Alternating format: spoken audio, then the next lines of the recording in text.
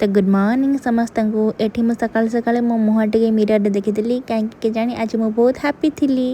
Then breakfast time breakfast करदेली। Then एठी देखंतु डुगुल केमती ता जेजू संगे खेलुची। सबुदिन मॉर्निंग हेले से ता जेजू संगे एमती नाउ नाउ खेले। देन आमर हजबैंड एठी बाहर गले तांकर ब्रेकफास्ट करी एंड एठी डुगुलर नाच देखंतु ता दादा पाखे से सब नाचे। ता दादा टीवी लगे तार गीत रे नाचे।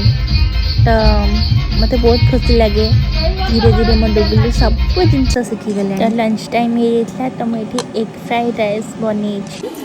देन एपटे मु चिकेन करी। तो आम साइड खुदरुकुणी मेढ़ आसूला। तो डुगुलूर नाच टे देखंतु।